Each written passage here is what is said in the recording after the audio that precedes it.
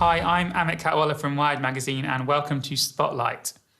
This is the last episode in the EA series that connects you to the games you love and the people who make them. Leading up to EA Play Live on July 22nd, EA have invited me to this discussion about FIFA 22.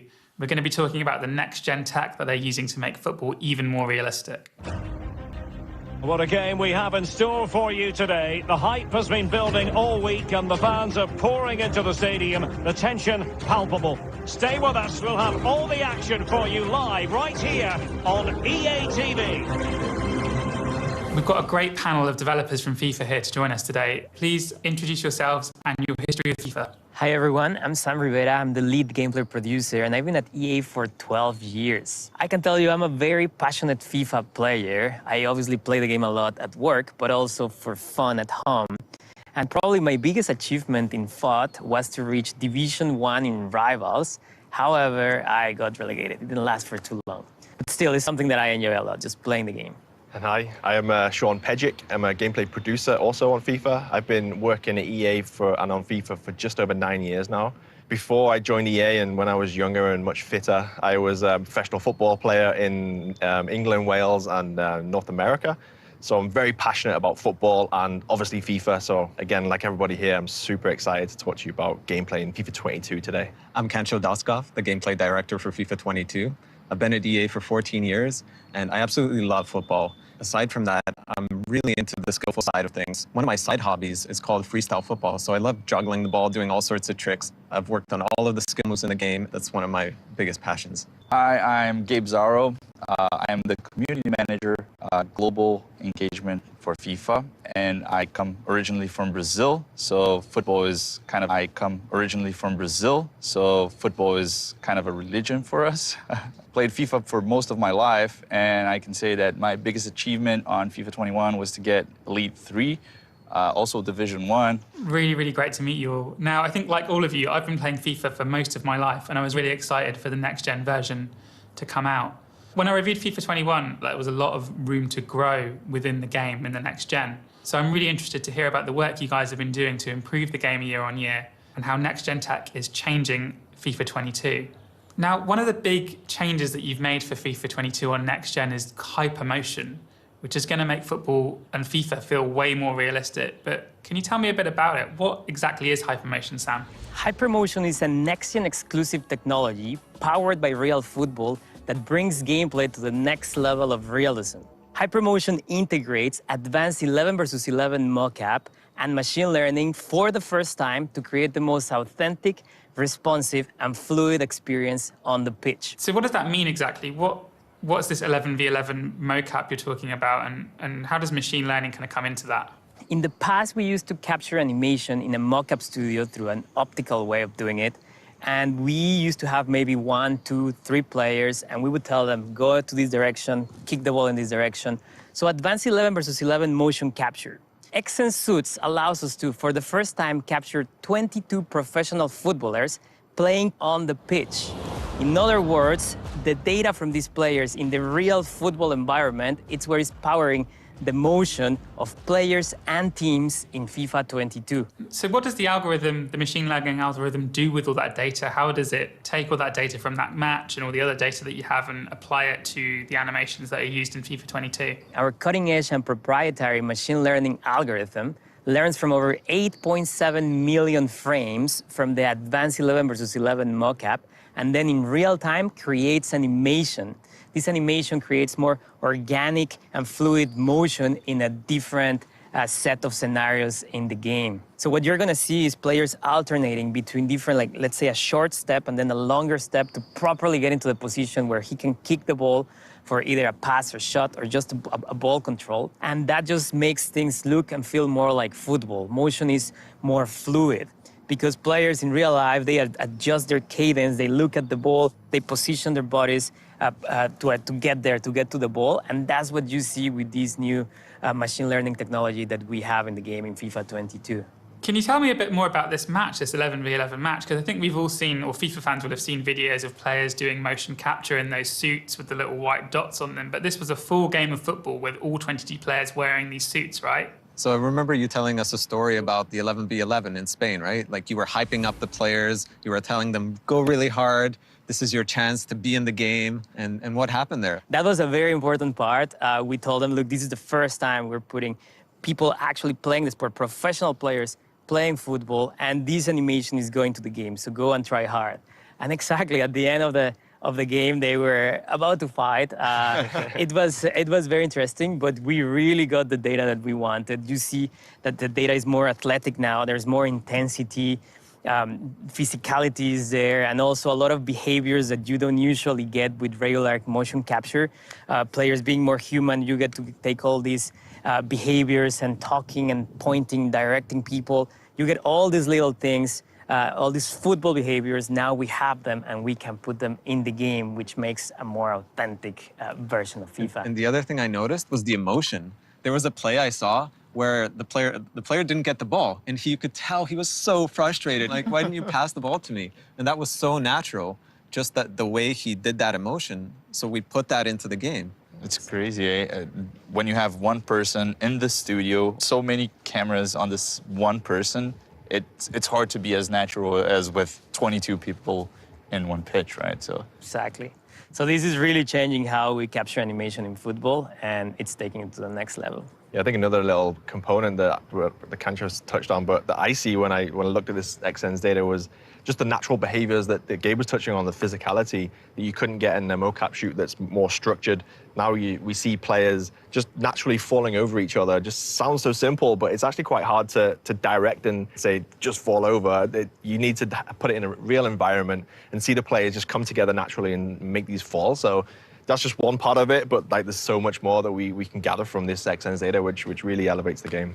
So it sounds like these new next-gen consoles have really opened up the ability to use machine learning and use these new technologies to make the game more realistic. Cancho, can you tell me a bit more about the 11v11 game and what exactly motion capture is adding to FIFA 22 here? Yeah, so the data captured from this advanced 11v11 mocap shoot actually has resulted in over 4,000 new animations added to the game. And just to give you an idea, that's 3 times more animations than we added last year. So this is a huge, huge animation refresh. These animations show off the footballing intensity, the athleticism, the physicality of professional players, and this results in a huge improvement in player motion. So this is a fundamental leap forward in the way players move and act and behave on the field. You know, from your perspective as someone who loves that skills-based approach and loves the feeling of real football, but how does it actually make the game feel different? Does the game feel more responsive? Is it smoother? The game just looks more like football than ever before. Players really feel like professional footballers in the game now. Can you give me an example of what you mean when you talk about animations? Is this something like a player playing a pass or a player making a tackle, or are they smaller than that? Is it smaller actions or is it these kind of big actions or both? So it's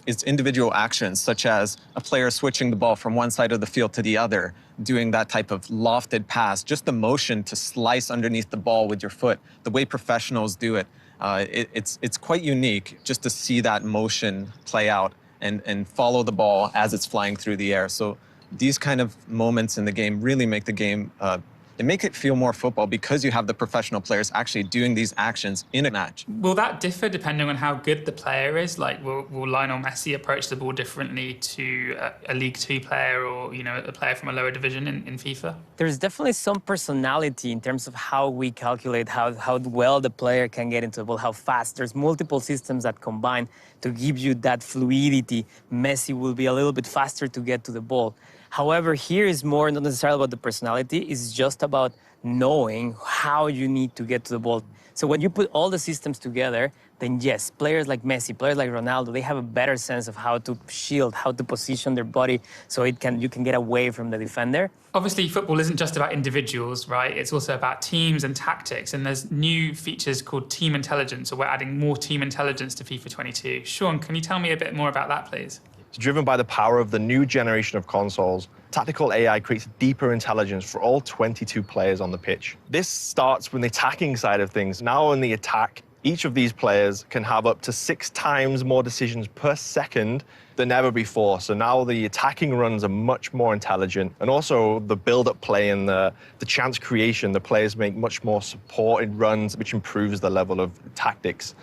Also, the defensive side of things is a big improvement too for tactical AI. This was completely rewritten this year. So now the defensive side of the positioning team do more zonal marking and defend as a unit. It looks like a real game when you're watching it on TV. Like teams nowadays play very tactical, very structured formation. So we wanted to get that feeling across into FIFA 22. You always tell me, keep your shape, don't get out of position, even when we're playing together, right? Yeah. That's the most important thing. That's what I noticed in FIFA 22. Like, you see the teams, defensively, they move together. As the ball moves from one side of the field to the other, the defense moves together. Yeah, it's a big part of football nowadays, right? You said, like, you work in previous FIFAs, maybe they would work in 2s and 3s defending, whereas you really want the team to work together and be more zonal and defend as a unit. So yeah, now you feel this straight away when you boot up the game for the first time. And this example shows the defensive rewrite of the system.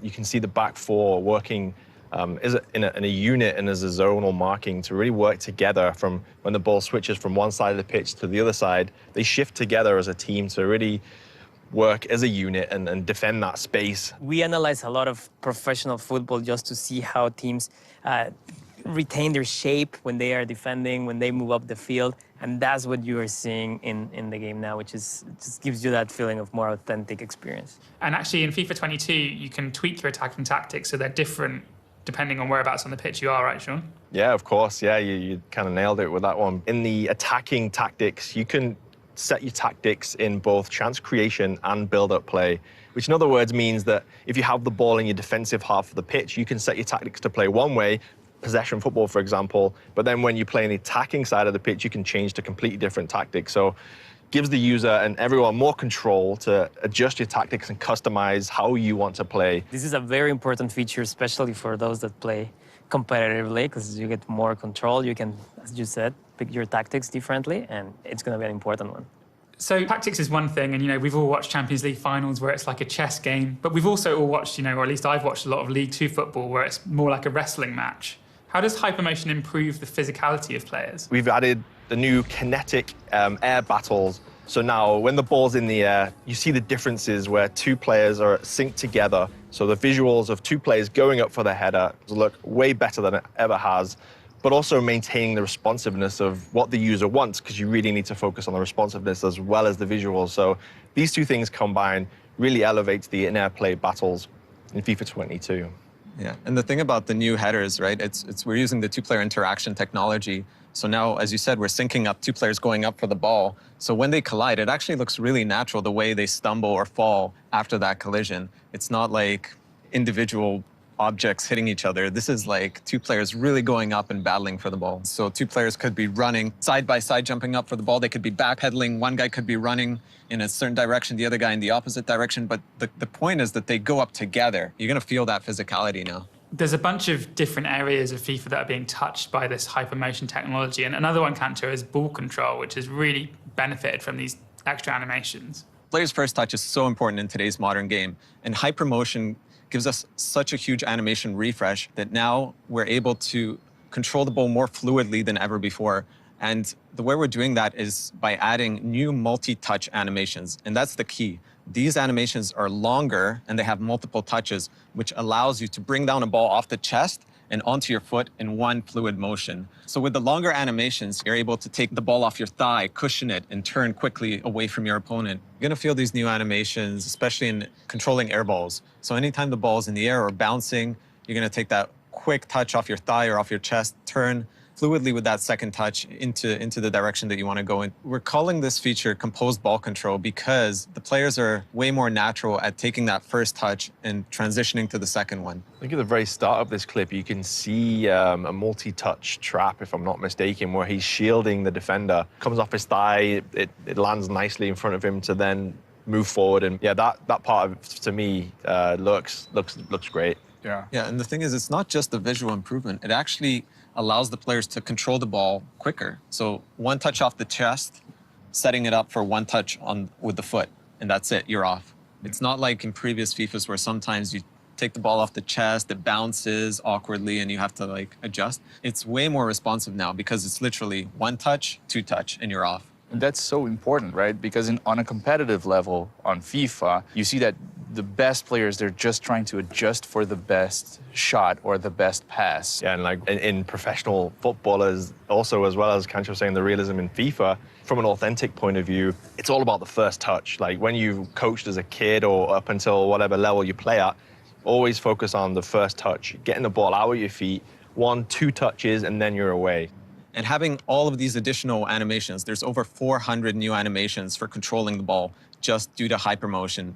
And this is just bringing a whole new level of realism to the game that allow players to turn quickly away from their opponents. And just to add to that, in the past, we used to prioritize shorter animations to keep the game as responsive as possible. However, now this technology, as Kancho mentioned, allows us to have longer animations with more than one touch on each animation, which result in better visual quality, but we still have that ability to transition out of that animation at any time into something else if the situation changes. Let's say there's a defender coming, and in the middle of a trap that is very long, I need to go in a different direction, and we can transition out. So now we have the best of both worlds, responsiveness and good visuals in the game. And I just have to say that out of all of the new animations in the game that we got from Hypermotion, these are the ones that really stand out to me. One of the other things that really makes the game feel like real football is the stuff that goes on off the ball. You know, you've made real efforts to humanize the players and to make them not just stand there like mannequins when they're not doing anything, but to look and behave and act like real players would on the pitch.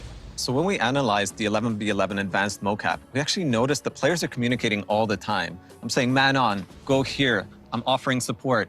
All these things that professionals do all the time, every second during a game, communicating, talking. So there's a lot of new behaviors that we've added. Players just gesturing to each other, saying like, hey, I was free for a pass. Why didn't you pass it to me? Or look, I'm going to go into this space, pass it to me there. Or look, watch out who's behind you. These are just some examples of the behaviors that we're adding to the game. And some of them are super subtle. You may not pick them up, but you're going to get this general sense that players are more alive. You know where you're going to notice the most? During set pieces. Like you have a goal kick, you have a throw, and players are talking, communicating, asking for the ball. And they actually move a little bit to provide you with better support. So you will have more passing options in those deep free kicks, for example.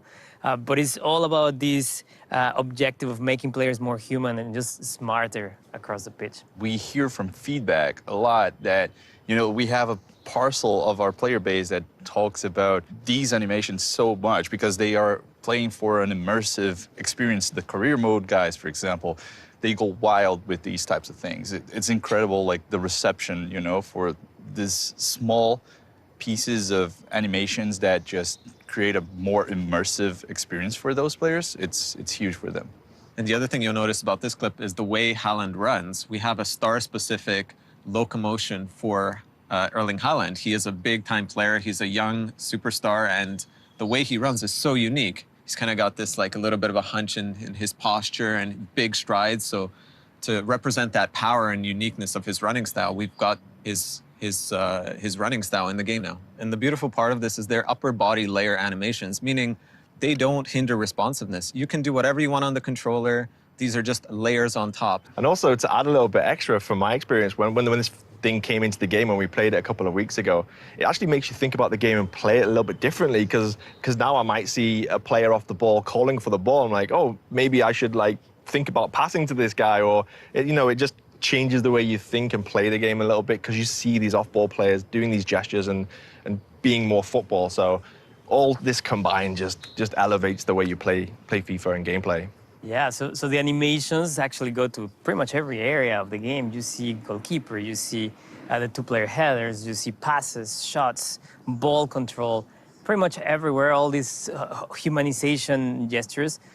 We are putting those animations from the mock-up shoot in every area of the game, basically. That's so fascinating. One of the things I remember from writing about this in the past is that the best midfield players move their heads around much more than kind of average midfield players. If you measure how much Xavi or Frank Lampard or Steven Gerrard or a more modern midfield player moves their head around when they're on the pitch.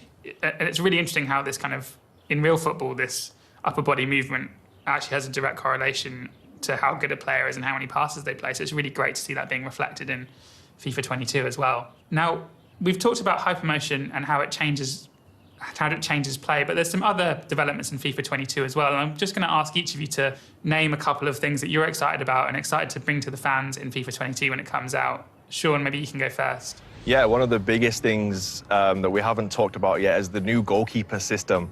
This new system unlocks much more reliable saves for the goalkeeper, as well as making smarter decisions in vital moments in the game. To be honest, that was the first thing I noticed when playing FIFA 22. It was like, I was playing, I was like, okay, I understand, this is cool, but when the ball went to the goalkeeper, he did a completely new animation. It just stood out because I'm so used to, as a core player, I'm so used to the regular animations until FIFA 21, and then the first time he came out, I was like, wait, what's he doing? It was really stood out. That's yeah, cool. of course, for the animations, we've completely added a bunch new animations to refresh how the keeper looks, as Gabe was saying. So Yeah, and it's not just the animations, right? The tech we're using to, to play back those animations has been upgraded. So as Gabe mentioned, the first thing you notice is like, oh my God, that was so much more fluid than last year's game. Yeah, even just the small details about the way the goalkeeper follows the ball as it passes his hand. That's all much more realistic than it was before. So not only the full body animation of the goalkeeper flying through the air, but the way his head is tracking the ball as it flies into the net. Kanche, what are some of the examples of things that people might not notice at first glance, but which appear when you take a closer look? There's actually a lot of subtle animations that have gone into the game, such as the way you lay the ball off with a first-time pass, to even just doing a driven pass, like one of those daisy cutters, where you drive the ball low and hard across the field. So you kind of notice these new ways to kick the ball, and that's all coming from that 11v11 competitive motion capture shoot that we did. We're calling this feature Full Team Authentic Motion because it's all about all those little bits of animation that we're sprinkling into the game, thousands and thousands of it, and it just brings the characters more to life. I'm amazed by the depth you guys have gone to as well, because it's not just the player animations that have been refreshed, but you've really kind of reworked the way the actual ball works, right? Yeah, that's actually a big one. It's a game-changing feature. So what we're doing in FIFA 22 is we're importing real-world ball data into the game to create the next level of realism in terms of how the ball moves. So we're changing parameters like the friction on the ground, the friction with the air, just how the ball spins, the speed of the ball, and that really changes the perception of the game, how the ball moves. It's a lot more authentic, and you notice that right away. For example, if you do a pass, a love pass to switch the field, the hang time of the ball is now more obvious and really so satisfying to do one of those love passes across the field. And so again, to put it in context, you do the pass, you see a brand new animation from the mock-up 11 versus 11 that we did, then the ball flies in a completely different way that is more authentic. And then when the player is receiving the ball, those new long animations play, and that changes the experience completely. Yeah, even just passing the ball around, simple ground passes to your teammates, they don't slow down as much now, right? So you can pass the ball, pass the ball, turn. You're not like waiting for it to get to you. So that just improves sort of the flow of the game, I found. Yep. Definitely. But if you do find yourself, one-on-one with an opponent and everything's slowed down and you're kind of faced up against them, there is a new way of getting past them on FIFA 22, right? There's a mechanic called explosive sprint. When you press that right trigger at the right time, you're going to get a bigger push and acceleration with the ball. Now, this works both on dribbling and defending. So if you're trying to catch up to a dribbler who maybe got a step on you, you're going to get that boost while just running and sprinting. But if you're a dribbler, you can really lure that opponent in to get close and get by him with a quick acceleration. that changes the way you defend and attack. You've got to really think about now when you press that sprint button. You get the benefits of waiting and trying to have these mini games between the attacker and the defender to really time these inputs to see this explosion of sprint in both defenses and attacking side of things. So, And one of the biggest questions around this feature is it going to make the game now OP, the sprinting part of the game? But no, that's exactly what we are tuning. We are making sure that you feel that explosiveness, but it's not necessarily going to be the only way to play. So we're balancing things considering how players will be trying to use this mechanic. Yeah, there is a cooldown. You can't just spam this mechanic, right? So you can use it once, but then if you want to use it again, you have to wait some time. Exactly. I think we could talk about this all day, but I'd love to find out a bit more about how you guys listen to the fans and the process that your dev team undergoes to deliver on the feedback that you guys get. We have a huge player base with millions and millions of players around the world, and it's a lot of different priorities from these different types of players. So we have different platforms and initiatives to take care of that feedback. So for example, the Game Changer Network, we talk directly to influencers, content creators, and feedback specialists. We have the FIFA Community Design Council, which is a group that is completely focused on getting feedback early on the development stages of the game. We have pro players being part of that council. We have content creators that are focused on FUT. We have people that are completely focused on career mode. We have a couple of casuals, and we have, you know, the average FIFA player, which could fall into different categories as well. The idea there is for us to give them as much information as early as possible so that they can interact directly with the producers and actually give some feedback before we go into the depths of development. Sam, can you tell me a bit about what it's like working with the feedback that you get from the fans via Gabe? After listening to all the ideas from the fans, all the feedback, we also look at data, for example, and we know a lot of things about the health of the game, we call it. How many goals are scored per game in average? How many fouls? How many offsides? How many shots? We can see in a detailed diagram, basically, where are all the shots coming from? What's the success rate for each different type of shot? And we analyze all this information to try to make the best decisions. We also play the game a lot. Obviously, we're producers. That's part of our job. And that's very important to really understand what are those frustrations. So let me get this straight. So if players are complaining about it being too easy to score from crosses or too difficult to score from headers, you can see that in the data. We can, and we also set targets sometimes based on how we want the game to play.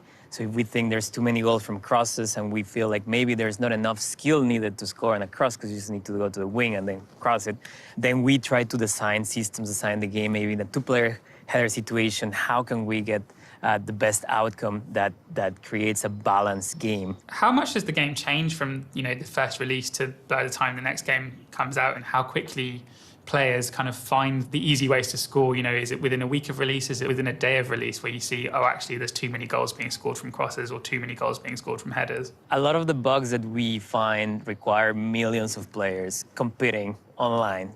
So sometimes it takes months for the community to really discover certain things in the game. And we're there. We're playing every weekend. We are monitoring and we are talking to people to get the feedback right away and act right away. That's really fascinating stuff. It's so great to hear about how you guys are reacting to feedback. All right, that's just about all we've got time for, but this has been so fascinating. Thank you so much to the guys from FIFA for answering our questions, and thank you to the fans for watching in and listening. Before we go, Gabe's got a few dates for your diary to look out for if you're interested in more about FIFA 22. Yeah, for sure. So make sure to stay tuned as we will be releasing a lot of different pitch notes articles that have deep dives on gameplay and all of the modes that we have on FIFA 22. And make sure to check out our Top Bins streams that happen every Friday on our Twitch channel, where we will have these guys as guests. We will have art directors, all sorts of good people that work on the game to let you get more information and the inside scoop on everything FIFA 22 related. Can I add something, Gabe? Yes, please. Definitely check out the gameplay pitch notes. There's a lot of features that we don't get to cover here in this interview, but there's a lot of depth. A lot of those features are coming directly from the feedback from the community, and we're trying to create the best experience for everyone. All right, that's it for the Spotlight series. For more information, check out EA.com and make sure to follow EA on Twitter. And you won't want to miss EA Play Live at 10 a.m. PST on July 22nd for more about FIFA 22. I've been Amit Katwala from Wired, and this has been Spotlight. Thank you so much for watching.